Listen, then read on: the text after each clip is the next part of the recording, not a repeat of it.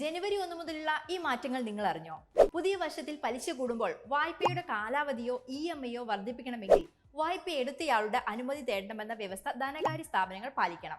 പലിശ നിരക്ക് കൂടുമ്പോൾ EMI ആണോ കാലാവധിയാണോ വർദ്ധിപ്പിക്കേണ്ടത് എന്ന് വായ്പ എടുത്തയാൾക്ക് തീരുമാനിക്കാം. ജനുവരി 1 മുതൽ എടുക്കുന്ന വായ്പകളുടെ തിരിച്ചടവ് മുടങ്ങിയാൽ പിഴപ്പലിശയ്ക്ക് പകരം പിഴത്തുക മാത്രമേ ബാങ്കുകൾ ഉൾപ്പെടെയുള്ള ധനകാര്യ സ്ഥാപനങ്ങൾ ഈടാക്കൂ. തിരിച്ചടവ് മുടങ്ങിയാൽ വായ്പകളുടെ പലിശ നിരക്കിന് മേലാണ് നിലവിൽ പിഴപ്പലിശ ചുമത്തുന്നത്. ഇത് തിരിച്ചടയ്ക്കേണ്ടി വരുന്ന തുകയിൽ വലിയ വർധനമുണ്ടാക്കുന്നുണ്ട്.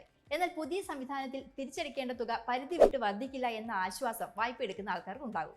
പുതുവർഷത്തിൽ Maruti Suzuki, Tata Motors, Mahindra, Honda, Hyundai, Skoda, MG Motors തുടങ്ങിയ മിക്ക കമ്പനികളുടെയും ചിലയിനം വാഹനങ്ങളുടെ വില കൂടും. അസംസ്കൃത വസ്തുക്കളുടെ വിലക്കയറ്റം മൂലമാണ് വാഹനങ്ങളുടെ ഈ വില വർധനവ്. ഇൻഷുറൻസ് പോളിസി എടുക്കുമ്പോൾ പോളിസിയുമായി ബന്ധപ്പെട്ട വിവരങ്ങൾ വ്യക്തമാക്കുന്ന കസ്റ്റമർ ഇൻഫർമേഷൻ ഷീറ്റ് പുതുവർഷം മുതൽ ലളിതമാകും.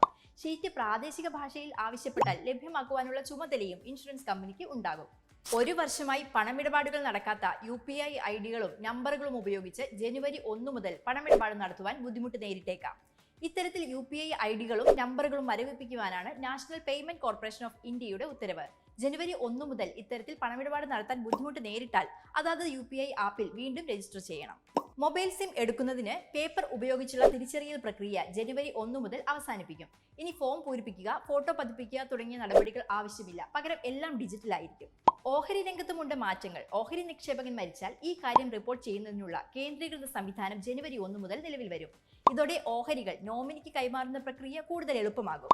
ജോയിന്റ് അക്കൗണ്ട് ഹോൾഡർ, നോമിനി, കുടുംബാംഗങ്ങൾ തുടങ്ങിയവർക്ക് നിക്ഷേപകന്റെ മരണം റിപ്പോർട്ട് ചെയ്യാം. മരണ സർട്ടിഫിക്കറ്റും ഒപ്പം മരിച്ച വ്യക്തിയുടെ പാൻ കാർഡും സമർപ്പിക്കണം.